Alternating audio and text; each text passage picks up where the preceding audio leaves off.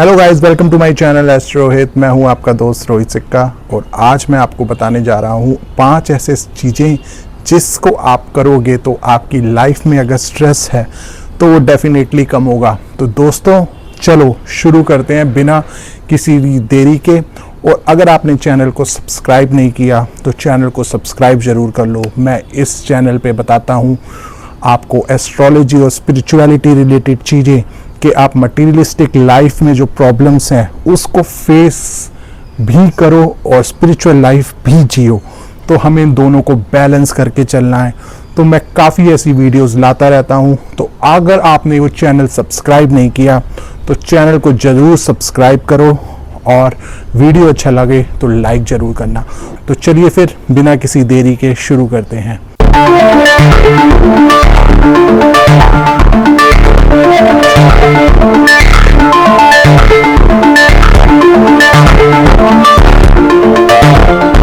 देखो दोस्तों, जो स्ट्रेस होता है ना वो हर किसी को होता है। आपको, मेरे को, हर किसी को लाइफ में स्ट्रेस आता है, ठीक है। लेकिन अब अगर स्ट्रेस आता है या हमारे अंदर हम खुद पैदा करते हैं। दोस्तों देखो, जो स्ट्रेस होता है ना, बाहर जो यूनिवर्स होता है वो सिचुएशन क्रिएट करता है, लेकिन स्ट्रेस हम खुद पैदा करते हैं। ध्यान से सुनना मैं क्या कह रहा हूं। मैंने बोला यूनिवर्स हमारे को सिचुएशन पैदा करता है और चुनाव हमारा होता है कि हम स्ट्रेस लें या ना लें, ठीक है। तो इसका मतलब स्ट्रेस हमारे हाथ में है। अगर हम चाहें तो स्ट्रेस को छोड़ सकते हैं और हम चाहें तो उसको पकड़ के रख सकते हैं, है ना। जैसे कि अगर एक ग्राउंड में पार्क जाते हैं हम, तो वहाँ पर फूल भी होते हैं, कांटे भी होते हैं। हम डिपेंड करते हैं कि हम किसको चुनते हैं। हम फूल भी उसके साथ के साथ साथ कांटे भी जुड़े रहते हैं, तो हम कांटों को नहीं पकड़ते ना, हम सिर्फ फूल को पकड़ लेते हैं, है ना। ऐसी लाइफ में खुशियाँ, हैप्पीनेस भी हैं और स्ट्रेस भी है, सिचुएशन। तो हम स्ट्रेस को अटैच्ड हो जाते हैं। नेगेटिव में हम ज़्यादा चीज़ें अट्रैक्ट कर लेती हैं हमें, तो हम उसको पकड़ लेते हैं। तो स्ट्रेस हमको खुद से इसीलिए आता है कि हम उस चीज़ों को पकड़ लेते हैं, ठीक है। और अगर हम उसको ना पकड़ें, हम सिर्फ फूल चुने, तो हमें स्ट्रेस क्यों आएगा। हम पागल थोड़ी ना यूनिवर्स कि आप कोई पर्टिकुलर कोई स्ट्रेस दे रहा है और किसी को स्ट्रेस नहीं दे रहा। हम खुद पकड़ लेते हैं वो चीज़, यूनिवर्स कुछ चीज़ नहीं देता, ठीक है। तो अब मैं आपको 5 ऐसी चीज़ें बताता हूं जिससे कि आप स्ट्रेस फ्री हो सकते हो अगर आपके अंदर स्ट्रेस आ गया है तो, ठीक है। पहली बात तो आपको स्ट्रेस लेना नहीं है, और अगर अब आ गया है तो ये 5 स्टेप्स जरूर ध्यान से सुनना। पहला स्टेप ये है कि B in the present moment. आप प्रेजेंट मोमेंट में जब रहते हो ना तो आपको स्ट्रेस नहीं होगा। Number 1, B in the present moment. अगर आप प्रेजेंट मोमेंट में रहोगे ना तो आपको स्ट्रेस नहीं होगा। अब जैसे मैं आपसे बातें कर रहा हूँ, ठीक है, तो ये मैं सिर्फ और सिर्फ आपसे बातें कर रहा हूँ, मैं किसी से बातें नहीं कर रहा, मैं कुछ और सोच भी नहीं रहा, ठीक है। जो मेरे अंदर से आ रहा है, जो मेरा एक्सपीरियंस है, मैं वो आपको शेयर कर रहा हूँ। तो मैं आपको एक प्रेजेंट मोमेंट में ये बातें कर रहा हूँ। अब मैं 2 मिनट रुकता हूँ और मैं सोचने लगता हूँ, यार मैं ना कल कौन सी वीडियो बनाऊं। अब मैं क्या किया, मैं फ्यूचर में चला गया, है ना। मैं कल की सोचने लगा कि यार कल मैं कौन सी वीडियो बनाऊं, कल मैं क्या करूं, ठीक है। तो ये मैं फ्यूचर में चला गया। अब मैं एक जगह पास्ट में जाता हूं, यार कल मैंने ना वो वीडियो बनाई थी, पता नहीं यार उसमें व्यूज आए होंगे नहीं आए होंगे, यार पता नहीं। ये मैं पास्ट में सोचने लगा। तो इसका मतलब हमें क्या हुआ, अगर हम पास्ट में रहें तो हमें स्ट्रेस होगा, और अगर हम फ्यूचर में रहें तो हमें स्ट्रेस होगा, है ना। तो आपको बीच में रहना है, प्रेजेंट में रहना है, ना फ्यूचर में ना पास्ट में। समझ रहे हो ना दोस्तों मैं क्या कहना चाह रहा हूं। आपको प्रेजेंट मोमेंट में रहना है। ये कहने में बहुत इजी लगता है लेकिन करने में बहुत डिफिकल्ट होता है। आप 2 मिनट 2 सेकंड भी प्रेजेंट मोमेंट में रहोगे ना, तीसरे चौथे सेकंड में आप फिर कुछ सोचने लग जाओगे होता है, सबके साथ होता है, इसी की हमें प्रैक्टिस करनी है। ठीक है, तो पहला स्टेप है कि B in the present moment. ठीक है, इसी को हम माइंडफुलनेस भी कहते हैं, right. Second step, do exercise. देखो, जब आप एक्सरसाइज करते हो ना, आपकी बॉडी में जो एनर्जी, जो स्टैग्नेंट एनर्जी रहती है, जमी हुई एनर्जी, वो रिलीज होती है। ठीक है, जब वो रिलीज होती है तो आपके अंदर जो नॉट्स, आपके ट्रॉमास जो अंदर होते हैं, वो रिलीज होते हैं। तो आप नॉर्मल चाहे ब्रिस्क वॉक कर लो, योगा कर लो, जिम चले जाओ, कुछ भी कर लो, डांस कर लो, कुछ भी करो, लेकिन अपनी बॉडी को मूव करो। जब आप बॉडी मूव करते हो ना, तो जो स्ट्रेस होता है लाइफ में वो कम होता है। ठीक है, तो आपको दूसरी चीज क्या करनी है, एक्सरसाइज करना है। थर्ड थिंग, थर्ड स्टेप में आप क्या करोगे, थर्ड स्टेप में sit in the nature and sun gazing. मतलब आपको क्या करना है, नेचर के साथ वक्त गुजारना है और सूर्य को, त्राटक जिसको हम सन गेजिंग कहते हैं, अर्ली इन द मॉर्निंग जब सन राइज होता है तब करना है। अब दोस्तों, मैं इसके पीछे ना आपको साइंटिफिक रीजन बताता हूं कि मैं ऐसा, ये थर्ड स्टेप बहुत इंपॉर्टेंट है, ध्यान से सुनना। मैंने आपको बोला नेचर के साथ रहो और सन गेजिंग करो। इसमें मैंने आपको क्यों बोल रहा हूं, देखो, स्ट्रेस हमें जो होता है ना, वो होता है जब हम को 5 एलिमेंट्स हमको मिलते नहीं हैं।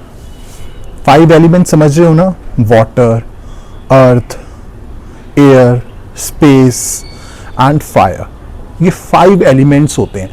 जब हम 5 एलिमेंट्स के अपनी बॉडी को एक्सपोज करते हैं ना 5 एलिमेंट्स में, तो हमको स्ट्रेस नहीं होता।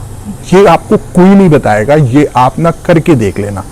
जब भी आप नेचर में रहोगे, और आपको ये फील भी होता होगा, जब आप बाहर निकलते हो, नेचर में रहते हो, तो आपको स्ट्रेस फील नहीं होता है ना, आपको एक खुशी मिलती है। क्यों? क्योंकि आपके 5 एलिमेंट्स आपके बॉडी को टच कर रहे होते हैं, फील कर रहे होते हैं। आप 5 एलिमेंट्स को फील कर रहे होते हो। जैसे अगर आप नेचर में ग्राउंड सिटिंग में बैठ रहे हो अर्थ पे, तो आपका अर्थ आपसे टच हो गया, एयर आपको मिल रही है, वो आपकी बॉडी को टच हो गई, फायर, सूरज की जो रोशनी है उससे आपको फायर मिल रहा है, राइट। वाटर, आप अपने साथ पानी की बोतल रखो और पानी धीरे धीरे एक एक सिप करके पियो।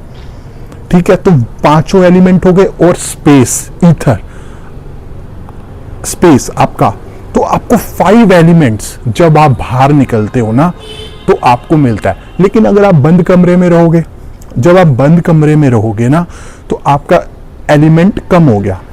कौन सा एलिमेंट कम हो गया? ईथर, स्पेस, आपको कोई हवा ही नहीं मिल रही। ठीक है, आप बेड पे हो, आपको अर्थ से भी आपका कनेक्शन टूट गया, क्योंकि आपके बीच में बेड आ गया ना। आप पानी भी नहीं पियोगे, तो वाटर एलिमेंट भी कम हो गया। फायर, आप पड़े पड़े आपका मेटाबॉलिज्म कम हो जाएगा, आपको सूरज की रोशनी भी नहीं मिल रही, फायर एलिमेंट भी कम हो गया, तो हमको स्ट्रेस आ जाएगा। अब बात को ध्यान से समझना, मैं क्या कहना चाह रहा हूं। हमको पूरी 5 एलिमेंट्स हमको अपनी बॉडी में चाहिए टच करते हुए। पूरे दिन में एटलीस्ट अगर आप 15-20 मिनट से आधा घंटा भी अपनी 5 एलिमेंट्स के साथ वक्त गुजार लेते हो। 5 एलिमेंट्स आप समझ गए मैं क्या कहना चाह रहा हूं, ठीक है। तो सन गेजिंग करो। जब आप सन को गेज करते हो, जिसको हम त्राटक क्रिया कहते हैं, अर्ली इन द मॉर्निंग करना है 2 मिनट्स के लिए, ठीक है। आप सन गेजिंग करो और आधा 15-20 मिनट, आधा घंटा नेचर में वक्त स्पेंड करो, ठीक है। ये हो गया तीसरा।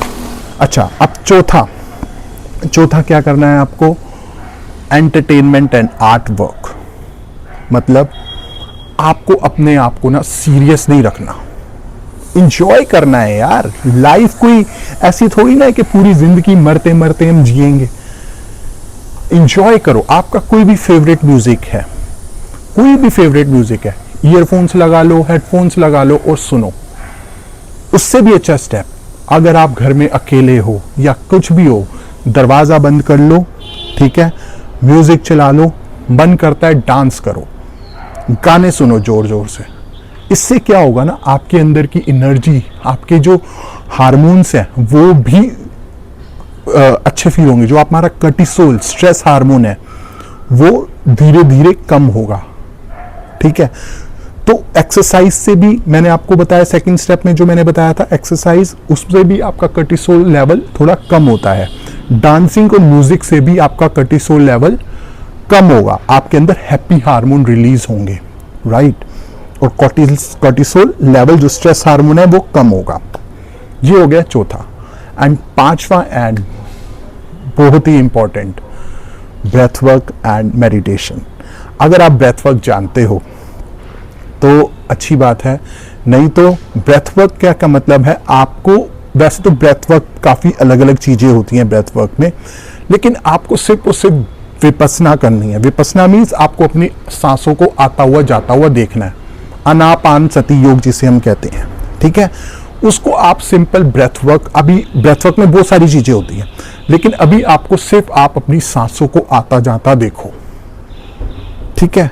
ये ब्रेथ वर्क, और उसके साथ साथ आप थोड़ा बहुत मेडिटेशन करना स्टार्ट करो। वो कैसे करोगे मेडिटेशन? ना सार्गे दृष्टि, अपनी आंख बंद करके अपनी जो कंसंट्रेशन है वो अपनी नोज की जो टिप है इस पे लगाओ। ये हो गया मेडिटेशन और ब्रेथ वर्क। अगर आप ये 5 चीजें करते हो, जैसे कि मैंने आपको बता दिया कौन कौन सी, be in the present moment, second exercise करना, थर्ड सन के साथ गेज करना, सन को देखना 2 मिनट्स के लिए अर्ली इन द मॉर्निंग, और नेचर के साथ रहना, 5 एलिमेंट जिससे हमें मिले। चौथा, हम आर्ट्स वर्क्स जैसे एंटरटेनमेंट कर रहे हैं, म्यूजिक गाना सुन रहे हैं, सब कुछ कर रहे हैं। एंड फिफ्थ लास्ट, हल्की सी ब्रेथ वर्क और मेडिटेशन। इससे हमारा भी माइंड कंसंट्रेशन फोकस हमारा अच्छा होगा और हम अच्छी तरह लाइफ को जी पाएंगे। तो ये 5 स्टेप्स हैं दोस्तों, आप जरूर करके देखना और आपको काफ़ी रिलीफ मिलेगा। मैं तो कह रहा हूँ 99% क्या 100% इसमें आपको रिलीफ मिल जाता है। और अब मैं आपको एक एस्ट्रोलॉजिकल एंगल भी बताता हूँ। कुछ चीज़ें एस्ट्रोलॉजिकल एंगल में ऐसी होती हैं जैसे कि जिसका 8th हाउस में जैसे मैलेफिक प्लैनेट्स होते हैं, राहु, केतु, चंद्रमा, डेबिलिटेटेड चंद्रमा, अगर ये सब चीज़ें अगर 8th हाउस, आपकी 8th हाउस की दशा चल रही है या 8th हाउस में कोई भी मैलेफिक प्लैनेट्स हैं, राइट, तो मैं समझ सकता हूँ बाय बॉर्न या फिर वैसे उसको बंदे को परेशानी आती है। लेकिन इसका मतलब ये बिल्कुल नहीं है कि अगर वो उसका 8th हाउस एफ्लिक्ट हो रहा है तो उसको पूरी लाइफ ऐसी रहेगी। इसका भी सॉल्यूशन है और वो मैंने सॉल्यूशन आपको बताया, ये 5 स्टेप्स। अगर किसी की 8th हाउस एफ्लेक्टेड है तो इसको ये 5 स्टेप्स जरूर करने हैं, ठीक है दोस्तों। और अगर आपको एस्ट्रोलॉजिकल में भी कुछ कंसल्टेशन या आपको कुछ समझ नहीं आ रहा कि मेरे को स्ट्रेस ज़्यादा है या कुछ है, तो आप मेरे से कंसल्टेशन बुक कर सकते हैं। मेरी इंस्टाग्राम में आप मैसेज मुझे भेजो या फिर आप मुझे व्हाट्सएप पे हाय भेजो और कंसल्टेशन बुक करो और मैं आपकी ज़रूर इसमें हेल्प करूँगा। ठीक है दोस्तों, मिलते हैं फिर हम किसी और वीडियो में। तब तक के लिए आप एंजॉय करो और मौज लो। Bye bye, take care.